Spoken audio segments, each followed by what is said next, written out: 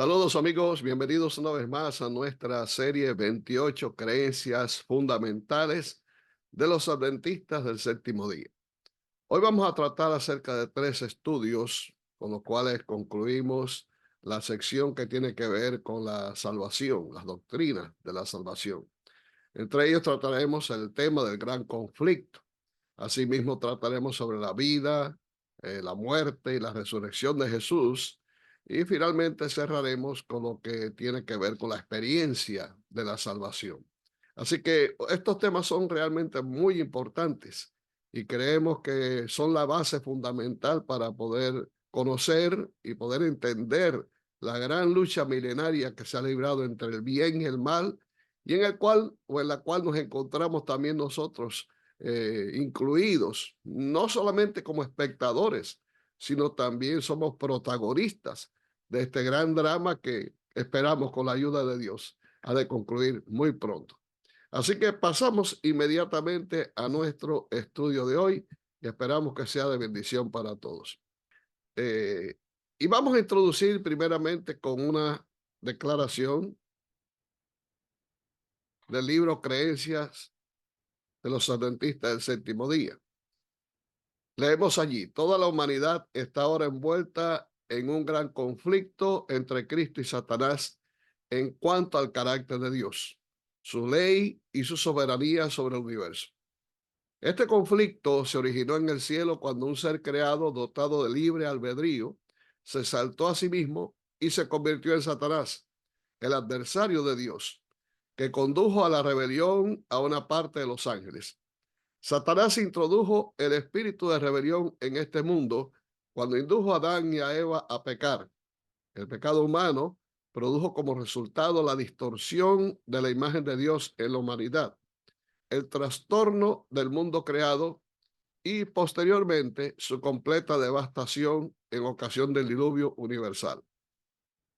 Observado por toda la creación, este mundo se convirtió en el campo de batalla del conflicto universal a cuyo término el Dios de amor quedará finalmente vindicado. Para ayudar a su pueblo en este conflicto, Cristo envía al Espíritu Santo y los ángeles leales para guiarlo, protegerlo y sostenerlo en el camino de la salvación. Así que una de las cosas que la gente se pregunta hoy en día es por qué este mundo tiene que sufrir tanto. Si fuimos creados por un Dios que es todo misericordia y todo amor, como nos enseñan las Escrituras, ¿por qué razón tenemos que venir a este mundo a sufrir tanto? ¿Por qué tenemos que morir? Y no hay otra fuente más enriquecedora para darnos a conocer el porqué de todas las cosas que la palabra de Dios. Así que vamos a ver algunos pasajes de la palabra de Dios que nos ayudan a entender un poco este gran misterio que la Biblia enseña como el misterio de la iniquidad, o sea, el surgimiento del mal en un universo donde todo era perfecto, donde todo lo que había creado Dios era realmente maravilloso. Y vamos al primer pasaje que nos va a ayudar a entender el surgimiento del pecado. Después hubo una gran batalla en el cielo. Miguel y sus ángeles luchaban contra el dragón, y luchaban el dragón y sus ángeles, pero no prevalecieron, ni se halló lugar para ellos en el cielo, y fue lanzado fuera el gran dragón, la serpiente antigua que se llama Diablo y Satanás, el cual engaña al mundo entero, fue arrojado a la tierra y sus ángeles fueron arrojados con él. La batalla inicia en el lugar menos pensado. El texto nos dice que una batalla en el cielo, no fue en la tierra. Y dos grandes contendientes. Uno de ellos se ha identificado como el dragón, que el mismo texto se encarga de decirnos que es la serpiente antigua, o sea, el diablo y Satanás, cuya función es engañar al mundo entero. El otro contendiente es Miguel. El nombre Miguel significa quien es igual a Dios. Y encontramos este nombre en varios pasajes de la Biblia. Lo encontramos, por ejemplo, en el libro de Judas, cuando Miguel contendía con Satanás por el cuerpo de Moisés. Lo encontramos también allá en Daniel, capítulo 12, versículo 1, que es Miguel, el príncipe, el gran príncipe que está de parte de los hijos de tu pueblo en el tiempo de angustia. Y este nombre Miguel es muy significativo porque siempre lo vamos a ver relacionado en una batalla en contra de Satanás y en defensa de su pueblo. Por lo tanto, el único que es igual a Dios es Jesús, porque él mismo lo declaró.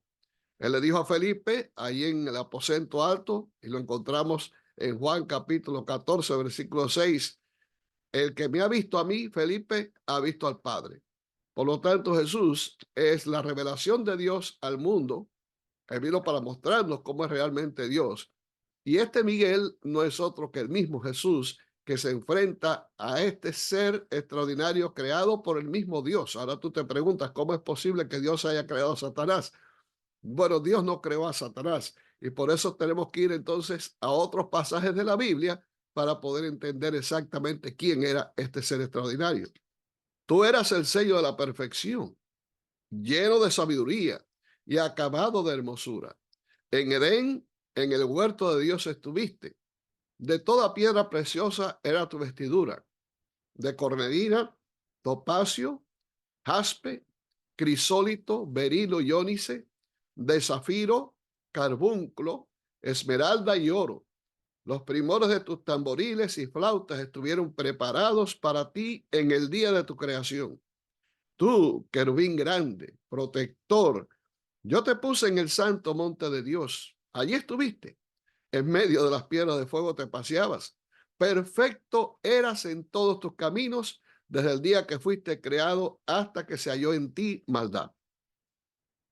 Bien, estamos ante la presencia de un ser que fue creado por el mismo Dios, porque Dios es el creador de todas las cosas. Y este ser extraordinario era perfecto y tenía una función específica. Era querubín, o sea, como era querubín, por lo tanto era un ángel. Esta es una de las clases de ángeles más extraordinarias que hay en el cielo. Y su función era estar precisamente al lado del trono de Dios. Era como, por así decirlo, la guardia de honor del Señor. Era un querubín protector. Él estaba en el santo monte de Dios, donde está la presencia de Dios, donde está el trono de Dios. Era el que estaba más cercano a ese lugar después de Jesús. Y finalmente, el texto nos declara que era perfecto. No había en él una sola mancha, una sola mácula de mal en su carácter. Era perfecto desde el día que fue creado hasta que se halló en él maldad. Ahora la pregunta es, ¿qué fue lo que pasó? ¿Por qué un ser que fue creado perfecto de momento comienza a actuar en él pensamientos extraños y se convierte en algo totalmente distinto a lo que Dios creó? Vamos a ir en otro texto que nos ayuda a comprender un poco este gran misterio. ¿Cómo caíste del cielo, oh lucero? Fíjate que aquí tienes ya un nombre. Lucero, si has escuchado el nombre Lucifer, pues es más o menos sinónimo, ¿no? Hijo de la mañana, cortado fuiste por tierra, tú que debilitabas a las naciones, tú que decías en tu corazón, subiré al cielo en lo alto, junto a las estrellas de Dios, levantaré mi trono, y en el monte del testimonio me sentaré a los lados del norte. Sobre las alturas de las nubes subiré y seré semejante al Altísimo. Bueno, ese fue el problema de Lucero. Lucero quiso llegar a ocupar el lugar que le pertenecía a Jesús a los lados del norte, al lado del Padre. Él quiso engrandecerse hasta el punto de destronar al Hijo de Dios, porque él tenía envidia de Cristo. Él quería recibir los honores que recibía Cristo y se preguntaba por qué él, que era un ser tan extraordinario, no recibía los mismos honores. Y algo comenzó a surgir en él, un pensamiento de inconformidad. Había conflictos en su mente en cuanto a todas estas cosas y comenzó inmediatamente a criticar la bondad y la misericordia de Dios. Comenzó a crear un espíritu de sedición en el cielo. Comenzó a trabajar con aquellos que estaban a su cargo, que eran los ángeles del cielo. Y comenzó a infundirles ese espíritu de descontento hacia Dios. Comenzó a criticar la ley de Dios, diciendo que era una ley injusta que los ángeles no podían guardar. Y comenzó a proclamar entre los ángeles un espíritu de rebelión y también liberación del yugo a que habían sido sometidos. Todo esto duró durante un tiempo. En el cielo realmente este espíritu comenzó a ser extraño porque los ángeles nunca habían cuestionado la bondad y la misericordia de Dios y por primera vez se levantaba alguien entre ellos que era realmente sumamente esplendente, era un ser extraordinario que gozaba simpatía y tenía gran carisma y comienza a hacerles ver las cosas de otro punto de vista. Y sabes, no hay nada más parecido a la verdad que la mentira.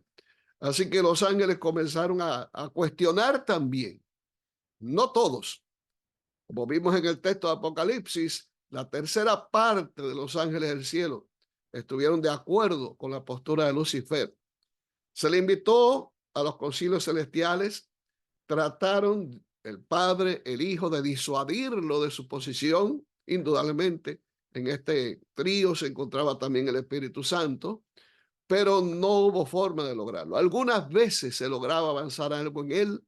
Él quería muchas veces tratar de volver atrás, pero llegó al punto que se dio cuenta que había ido demasiado lejos, por lo tanto se envalentonó en sus arrogantes pretensiones y mantuvo su posición hasta el punto que finalmente fue echado, como mencionaba Apocalipsis 12, fuera del cielo. Así comienza este gran conflicto. Claro, estamos hablando simplemente de la parte histórica. No podemos entender por qué en un ser perfecto, creado por el mismo Dios, puede haber surgido el mal. Por lo tanto, solamente podemos aceptar lo que ocurrió como parte histórica. Quizás un día recibiremos más información cuando Jesús mismo nos dé esa información, pero entiendo que esto es uno de los misterios que va a ser muy difícil de poder interpretar. Y vamos a llegar a otro punto. Una vez que fue echado del cielo, Lucifer, convertido en Satanás, el nombre Satanás quiere decir adversario. Él se convirtió en adversario de Dios y juró hacer guerra eterna contra Dios, contra su trono y contra todos los que sirvieran a Dios. Y cuando fue creado este mundo, pues él vio este mundo como el lugar, diríamos, propicio para continuar con su obra de extensión de su reino de pecado. Y ahí es donde viene a entrar la historia de este mundo. Adán y Eva fueron creados y entonces nos dice el pasaje de Génesis capítulo 3, pero la serpiente era astuta, más que todos los animales del campo que Jehová Dios había hecho, la cual dijo a la mujer, con que Dios os ha dicho, no comáis de todo árbol del huerto. Y la mujer respondió a la serpiente, del fruto de los árboles del huerto podemos comer, pero del fruto del árbol que está en medio del huerto, dijo Dios, no comeréis de él ni le tocaréis para que no muráis. Entonces la serpiente dijo a la mujer, no moriréis, sino que sabe Dios que el día que comáis de él serán abiertos vuestros ojos y seréis como Dios, sabiendo el bien y el mal. Y vio la mujer que el árbol era bueno para comer y que era agradable a los ojos y árbol codiciable para alcanzar la sabiduría, y tomó de su fruto y comió y dio también a su marido, el cual comió así como ella. Si vas un poco atrás y lees el capítulo 2 de Génesis, vas a encontrar que Dios le dio al hombre y a la mujer árboles en el huerto, árboles frutales para que se alimentaran de ellos. Y Dios le dio cierta orientación. Él les dijo, de todo árbol del huerto podrás comer, pero del árbol de la ciencia del bien y del mal, no comerás de él, porque el día que comas, ciertamente morirás. Habían dos árboles destacados en el huerto. Uno era el árbol de la vida. El árbol de la vida producía un fruto del cual el hombre debía comer para mantener su vida eterna. Era una forma de depender de Dios constantemente. Recordemos siempre que el único que tiene vida eterna es Dios. El hombre fue creado con vida derivada de Dios. Y Dios, en sus planes sabios, pues creó este árbol para que el hombre supiera que debía depender constantemente de Dios para mantener su vida eterna. Eso mismo va a ocurrir cuando Cristo venga y estemos en la tierra nueva. El Apocalipsis nos dice que el árbol de la vida estará allí, en el paraíso de Dios, y vamos a comer de ese árbol todos los meses. Vamos a ir a la ciudad de Dios, Por eso en el libro de Isaías dice que de mes en mes y de sábado en sábado iremos todos a adorar delante de Dios. Claro, vamos a ir mensualmente a comer del árbol de la vida para poder mantener la vida eterna que depende indudablemente de Dios en nosotros. Pero volviendo al punto, entonces Dios le dice esto a Adán y a Eva. Y mientras ellos se mantuvieran alejados del árbol de la ciencia, del bien y del mal, no tendrían problema. Además de esto, los ángeles le dieron instrucciones de la rebelión que había ocurrido en el cielo. Les habían declarado que un ser extraordinario se había convertido en enemigo de Dios y que el único lugar al cual podía llegar para tentarlos era en ese árbol precisamente. Por lo tanto, debían mantenerse los dos unidos, alejados de ese árbol para no caer en tentación. Sucede que un día Eva se separó de su esposo y comenzó a dirigir sus pasos, atraída por el misterio. Bueno, no en balde después se inventó el refrán, dice que fue precisamente la curiosidad la que mató al gato. Y en este caso nos mató a nosotros porque nuestra querida madre Eva, por su curiosidad, por querer saber por qué Dios había prohibido comer ese árbol, se fue acercando al árbol para investigar finalmente qué sucedía. Y ahí estaba esperando la serpiente. La serpiente no era un ser como ahora lo vemos, un reptil que se arrastra, no, era un ser extraordinario. De todos los animales creados por Dios era el más hermoso. Podía volar, tenía plumas que cuando volaba, el sol al herir sus plumas producía unos colores maravillosos. Y entonces oyó la voz de la serpiente. No era la serpiente que estaba hablando. Satanás usó astutamente a la serpiente como medium para acercarse a la mujer. Con que Dios os ha dicho no comáis de todo árbol del huerto. Fíjense cómo entra sutilmente Satanás. Él entra con una pregunta capciosa para producir en la mujer inmediatamente una respuesta. Hubiéramos estado seguros si Eva hubiera detectado inmediatamente el peligro y se hubiera ido de aquel lugar. No hubiera pasado absolutamente nada, pero no fue así. Ella entró en diálogo inmediatamente con el enemigo porque pensó, ¿cómo es que esta serpiente me puede hablar? Y ahí prendió la curiosidad y entonces comienza el diálogo. No, Dios no nos ha dicho que no comamos de todo árbol del huerto. Sencillamente no debemos comer de este árbol, porque el día que comamos vamos a morir. Y ahí viene la primera mentira. Bueno, no es la primera, la segunda mentira porque ya la otra se la había dicho. Ah, no vas a morir, sino que sabe Dios que el día que comas de este árbol serán abiertos vuestros ojos y seréis como Dios sabiendo el bien y el mal. Y ven el resultado, inmediatamente la mujer dijo, caray, es bien esto, es bueno. Mira cómo la serpiente habla. Entonces, si la serpiente adquirió esta sabiduría, ¿cuánto más nosotros podemos adquirir mucho más? Y tomó del árbol, comió y después se lo llevó a su marido. Y figúrense, Adán no estaba dispuesto a renunciar a esa mujer tan hermosa. Y dijo, bueno, pues me hundo con ella. Capitán con su barco se va al fondo del océano y allí finalmente se consumó la rebelión contra Dios también en este mundo, cuando nuestros primeros padres, al no aceptar el mensaje que Dios expresamente les había dicho de advertencia, finalmente decidieron hacer pacto con Satanás. De esa forma entró también el pecado en este mundo. Ahora, la cosa no quedaba allí. Dios hizo inmediatamente acto de presencia en aquel lugar y vino no solamente para buscar al hombre y quizás poder hacerle entender el error tan grave que había cometido, sino también trajo un mensaje de esperanza.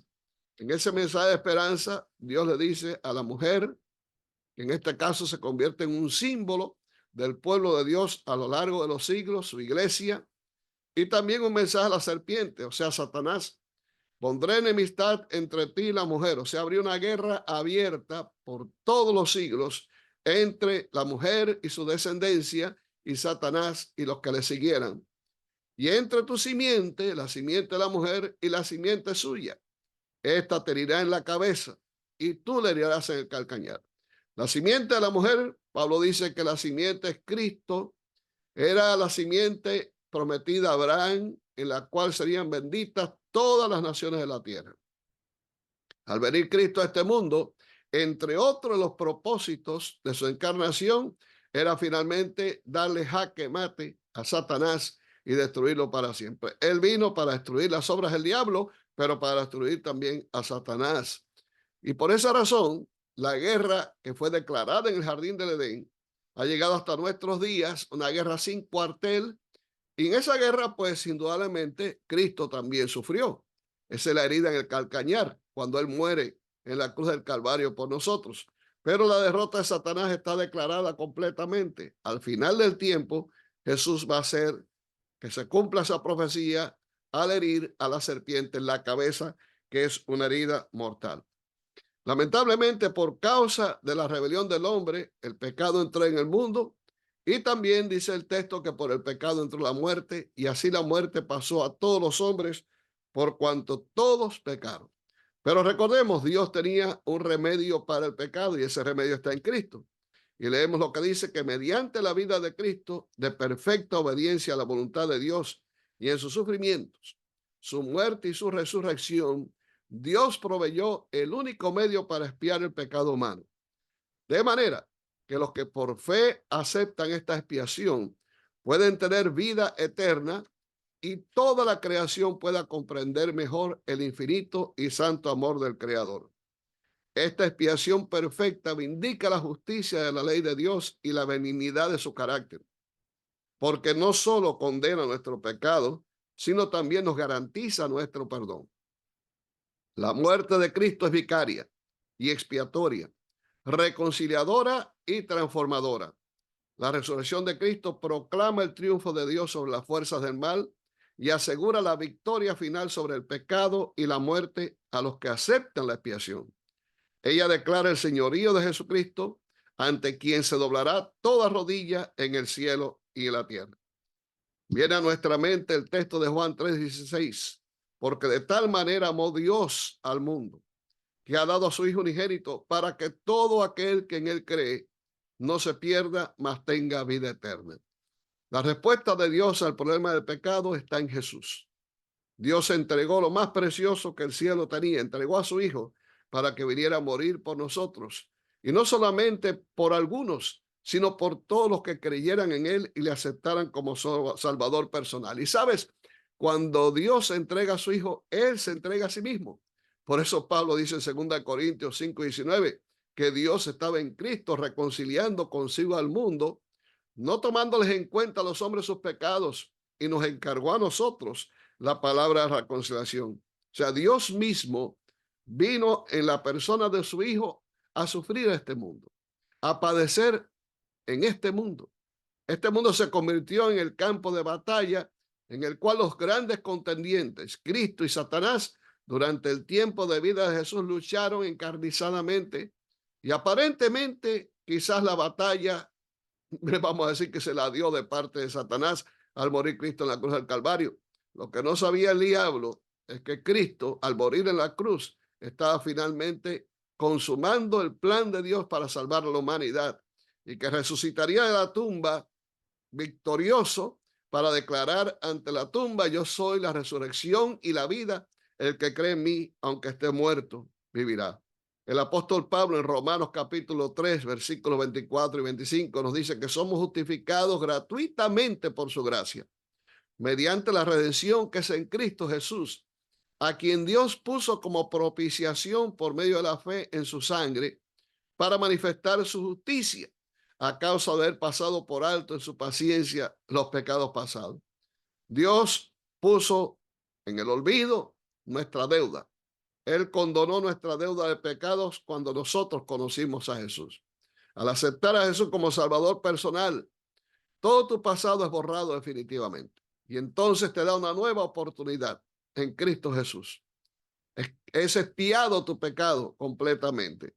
Y no tienes que hacer nada, no tienes que pagar absolutamente nada. Esto es un proceso que solamente se efectúa una vez en la vida del pecador, cuando acepta a Jesús como Salvador personal, y es lo que se conoce como la justicia imputada. La justicia imputada es lo que Dios hace por ti, que tú no eres capaz de hacer por ti mismo, porque tú no puedes borrar uno solo de tus pecados. Pero en esa justicia imputada, Dios te imputa la justicia de Cristo y finalmente te declara santo y todos tus pecados son borrados definitivamente. Ahora, de ahí en adelante, tienes que comenzar a vivir la vida cristiana creciendo en la fe, creciendo en la gracia. Ese es el proceso de la santificación. Ese es el proceso del crecimiento cristiano y es lo que Dios en estos momentos a través de la justicia impartida va a hacer en tu favor. Él va a hacer que tú puedas realmente llegar a ser una persona diferente. Mediante su espíritu, el Señor va a producir en ti las obras de hacer, del buen hacer, las obras que son el fruto de la vida del cristiano, para entonces llegar a ser perfecto, así como Cristo lo es. De esa manera es el proceso de la vida cristiana. En Hebreos capítulo 9, versículo 14, Pablo dice, ¿cuánto más la sangre de Cristo, el cual mediante el Espíritu Eterno se ofreció a sí mismo sin mancha a Dios, limpiará vuestra conciencia de obras muertas para que sirváis al Dios vivo? El profeta Isaías, en su capítulo 53, hablando lo que Jesús hizo por nosotros, nos dice que ciertamente llevó él nuestras enfermedades y sufrió nuestros dolores. Y nosotros le tuvimos por azotado, por herido de Dios y abatido, mas él herido fue por nuestras rebeliones, molido por nuestros pecados, el castigo de nuestra paz fue sobre él y por su llaga fuimos nosotros curados. Cristo era, como decía Juan el Bautista, el Cordero de Dios, que venía a quitar el pecado del mundo. En Cristo fueron cargados todas nuestras faltas, todos nuestros pecados que fueron expiados en la cruz del Calvario.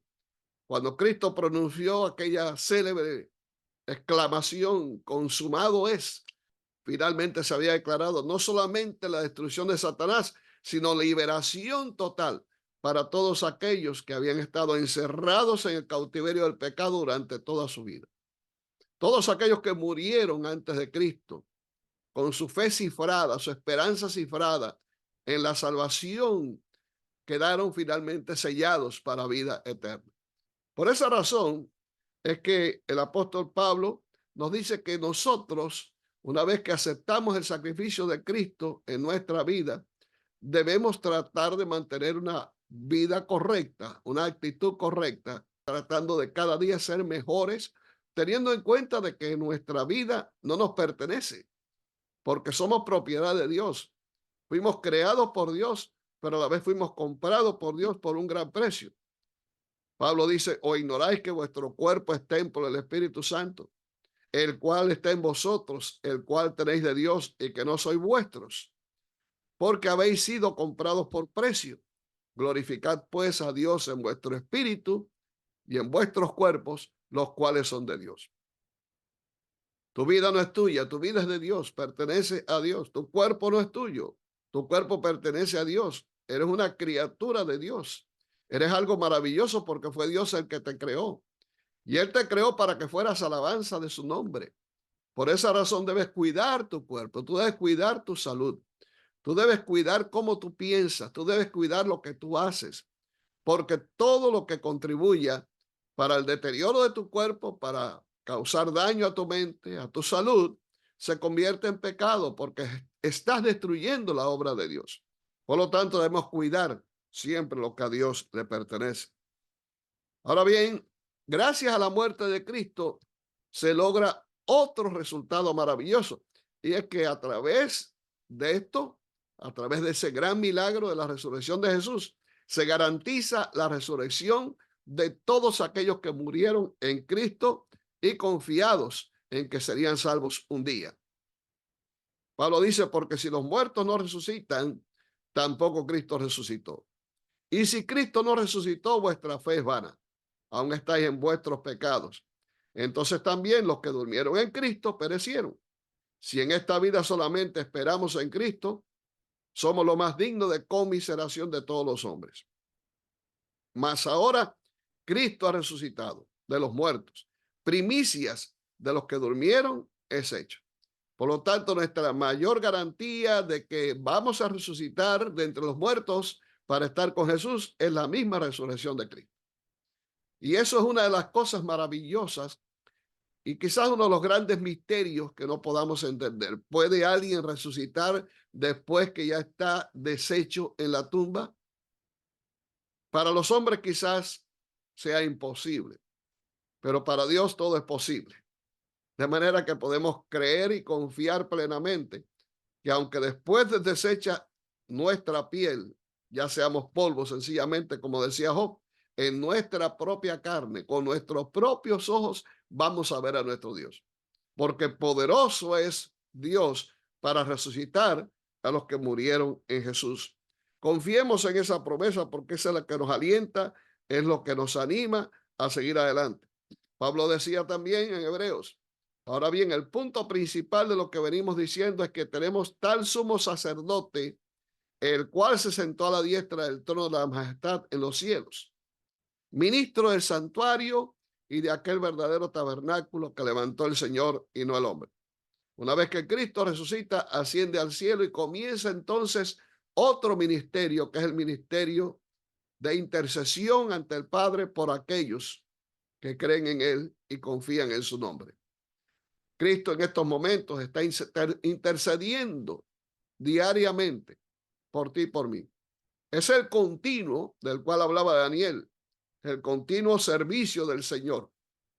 Cristo, cada vez que un pecador se arrepiente y viene ante sus pies, se presenta ante el Padre y le pide al Padre que los méritos obtenidos por él en su vida inmaculada, en su muerte en la cruz, su sangre expiatoria, que esos méritos sean aplicados a la vida del pecador arrepentido. Y en esos momentos Dios, por amor a su Hijo, perdona al pecador. Lo declara santo y lo mira como si nunca hubiera pecado. Eso es lo que es la justicia imputada en su primer caso, pero también se convierte en justicia impartida cada vez que tú necesites venir al Señor a pedir perdón por tus pecados. En el libro de Juan, primera epístola de Juan, capítulo 2, versículos 1 y 2, el apóstol San Juan dice: hijitos míos, estas cosas os escribo para que no pequéis. Pero si alguno hubiere pecado, abogado tenemos para con el Padre, a Jesucristo el justo. Y Él es la propiciación por nuestros pecados. Y no solamente por los nuestros, sino por los de todo el mundo. Lo cual quiere decir que el sacrificio de Cristo es suficiente para salvar a todo aquel que se acerque a Él. No importa de qué nacionalidad sea, no importa cuán horribles sean tus pecados, no importa cuán profundo hayas caído. La sangre de Cristo nos limpia de todo pecado. Ten eso en mente, confía en el método que Dios ha dispuesto para tu salvación. La sangre de Cristo es el mejor purificador de todos y también es el mejor blanqueador. Allí en el libro de Isaías, capítulo 1, versículo 18, el Señor te dice: venid pues y entremos en arreglo. Si vuestros pecados fueren como la grana, como la nieve, serán emblanquecidos. Y si fueren rojos como el carmesí, vendrán a ser como blanca lana. Mientras Jesús esté en el santuario celestial intercediendo, vas a tener una puerta abierta. Una puerta abierta a través del cual viene una voz que te dice que puedes acercarte confiadamente al trono de la gracia para alcanzar misericordia y gracia para el oportuno socorro. Si el diablo pone en tu mente que ya estás perdido, que estás muy lejos, que ya no puedes regresar, rechaza la voz de Satanás y dile a Satanás: no, Cristo murió por mí y por su gracia soy salvo. Y la misericordia de Dios es infinita. Y ven y corre a los brazos de Dios. Entrégate al Señor y pídele perdón por tus pecados, porque el Señor finalmente ha declarado que en este día tú tengas salvación, tengas vida eterna y que todos tus pecados van a ser olvidados y van a ser echados en lo profundo de la mar. Yo soy, dice el Señor, el que perdona todas tus rebeliones y nunca más me acordaré de tus pecados. Por lo tanto, el único, indudablemente, que puede salvarnos es Jesús. Con amor y misericordia infinitos, Dios hizo que Cristo, que no conoció pecado, fuera hecho pecado por nosotros, para que nosotros pudiésemos ser hechos justicia de Dios en él. Guiados por el Espíritu Santo, sentimos nuestra necesidad, reconocemos nuestra pecaminosidad, nos arrepentimos de nuestras transgresiones y ejercemos fe en Jesús como Señor y Cristo, como sustituto y ejemplo. Esta fe que acepta la salvación nos llega por medio del poder divino de la palabra y es un don de la gracia de Dios. Mediante Cristo somos justificados, adoptados como hijos e hijas de Dios y librados del dominio del pecado. Por medio del Espíritu nacemos de nuevo y somos santificados. El Espíritu renueva nuestras mentes, graba la ley de amor de Dios en nuestros corazones y nos da poder para vivir una vida santa. Al permanecer en Él, somos participantes de la naturaleza divina y tenemos la seguridad de la salvación ahora y en ocasión del juicio. Por lo tanto, ¿quién solamente puede salvarnos? Ay, mira qué texto este en Hechos 4:12. Y en ningún otro hay salvación porque no hay otro nombre bajo el cielo dado a los hombres en el que podamos ser salvos. No, si alguien viene a hacerte una historia de San Fulano o Santa Sutana, a los cuales tú puedes acudir y puedes presentar tus oraciones para que te ayuden, nada de eso es verdad bíblicamente hablando. El único que murió en este mundo, el único que nos compró a un precio extraordinario, el precio de su sangre, fue Jesús. Es el único que puede darnos salvación. También es el único mediador entre Dios y los hombres. Solamente Jesucristo es el mediador entre Dios y los hombres. Y cada vez que vamos a Cristo, entonces Dios ejerce un milagro, nos justifica. ¿Y qué cosa significa esto? Bueno, 2 Corintios 5:21 nos dice que al que no conoció pecado, por nosotros lo hizo pecado para que nosotros fuésemos hechos justicia de Dios en él. ¿Cómo podemos entender realmente esto? Quizá no sea tan sencillo entenderlo, pero podemos darnos cuenta de una cosa. Cuando Cristo murió en la cruz del Calvario, Él murió delante de todos como si fuera pecador, porque en la cruz solamente morían los pecadores, aquellos que se habían convertido en truhanes, en criminales, eran los que morían en la cruz. Aquellos que eran llevados a la cruz eran gente que eran despreciables, como lo era Barrabás, como lo eran aquellos ladrones que fueron crucificados con Jesús. De manera que él, que era santo e inocente, fue contado entre pecadores y murió entre ellos.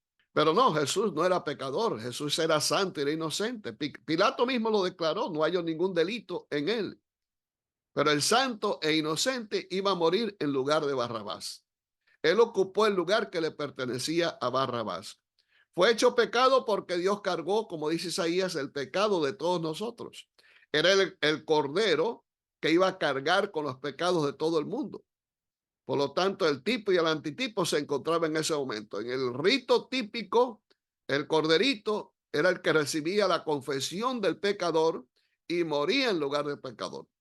Ahora en el antitipo, Jesús mismo iba a morir por nosotros, iba a cargar con el pecado de toda la humanidad y expiarlos en la cruz del Calvario. Por lo tanto, al morir Jesús por nuestros pecados, fuimos declarados justos. Fuimos hechos justicia de Dios en él, como dice el apóstol Pablo. Ahora bien, esto quiere decir que no debamos obrar, que no debamos actuar en una forma correcta, porque si ya fuimos salvos por Jesús y nuestros pecados fueron cancelados, pues podemos hacer lo que nos parece. Bueno, vamos a ver qué relación tiene la fe con las obras, de acuerdo a lo que dice la Biblia. Hebreos capítulo 11 nos habla acerca de Abraham. Y dice que por la fe Abraham, siendo llamado, obedeció para salir al lugar que había de recibir como herencia. Y salió sin saber a dónde iba. Por la fe habitó como extranjero en la tierra prometida como en tierra ajena, morando en tiendas con Isaac y Jacob, coherederos de la misma promesa, porque esperaba la ciudad que tiene fundamento, cuyo arquitecto y constructor es Dios. Abraham salió basado en una promesa que Dios le hizo. Él no conocía la tierra, no sabía cómo era aquello, pero confió en Dios y salió. Quiere decir que la fe de Abraham en Dios lo movió a obrar. Lo mismo ocurre con el cristiano. La fe en Cristo nos mueve a obrar. Por eso Pablo dice en Efesios capítulo 2, porque por gracia sois salvos por medio de la fe. Y esto no de vosotros, pues es don de Dios. Y no es por obras, para que nadie se gloríe, porque somos hechura suya, somos una creación divina, creados en Cristo Jesús para buenas obras, las cuales Dios preparó de antemano para que anduviésemos en ellas. En otras palabras, las obras son un producto de la fe en Cristo. No suceden las obras primero que la fe, no, primero es la fe. Poner nuestra fe en Dios, nuestra confianza en Dios, ser bendecidos con el poder del Espíritu Santo que es el regalo que Dios nos da cuando aceptamos a Jesús como Salvador personal, es lo que prepara el terreno para que inmediatamente comencemos a producir buenas obras. Cuando estábamos en el mundo sin Dios y sin esperanza, producíamos obras para muerte. Pero ahora cuando estamos con Cristo, empezamos a producir obras de vida eterna, porque es Dios el que obra a través de nosotros y produce esas verdaderas obras. En este proceso es importante entender que es fundamental el arrepentimiento. El arrepentimiento es algo que quizás no podamos entender correctamente, pero el arrepentimiento es dolor por el pecado y el deseo de abandonar lo que hemos hecho malo. Proverbios 28:13 declara que el que encubre sus pecados no prosperará, mas el que lo confiesa y se aparta alcanzará misericordia. Es por eso que el verdadero arrepentimiento y justificación conducen a la santificación. La justificación y la santificación se hallan estrechamente relacionadas. Designan dos aspectos de la salvación. La justificación es lo que Dios hace por nosotros, mientras que la santificación es lo que Dios hace en nosotros. O sea, en otras palabras, cuando tú eres justificado, tú recibes de parte de Dios lo que no mereces. Tú recibes de Dios el trato que no mereces. Sencillamente Dios condona tu deuda, salda tu cuenta de pecado y te declara justo. Eso no lo merezco yo ni lo mereces tú. Eso es lo que Dios hace por nosotros. Ahora, la santificación es lo que Dios hace en nosotros. Ahora Dios comienza a producir buenas obras, buen comportamiento, hay una transformación total en nuestros pensamientos, una renovación del entendimiento, nuestra conducta, aún la forma en que nos vestimos, y todo eso es producto del poder del Espíritu Santo. Ni la justificación ni la santificación son el resultado de obras meritorias. Ambas se deben únicamente a la gracia y a la justicia de Cristo. Por lo tanto, ocurre una transformación total. Pablo dice que ahora pues ninguna condenación hay para los que están en Cristo Jesús. Los que no andan conforme a la carne, sino conforme al Espíritu. Esa es la clave. Porque la ley del Espíritu de vida en Cristo Jesús me ha librado de la ley del pecado y de la muerte. Porque lo que era imposible para la ley, por cuanto era débil por la carne, Dios enviando a su Hijo en semejanza de carne de pecado y a causa del pecado, condenó al pecado en la carne para que la justicia de la ley se cumpliese en nosotros. Que no andamos conforme a la carne, sino conforme al Espíritu. Porque los que son de la carne piensan en las cosas de la carne, pero los que son del Espíritu, en las cosas del Espíritu. De esta forma, Pablo resume el gran milagro que ocurre en nosotros.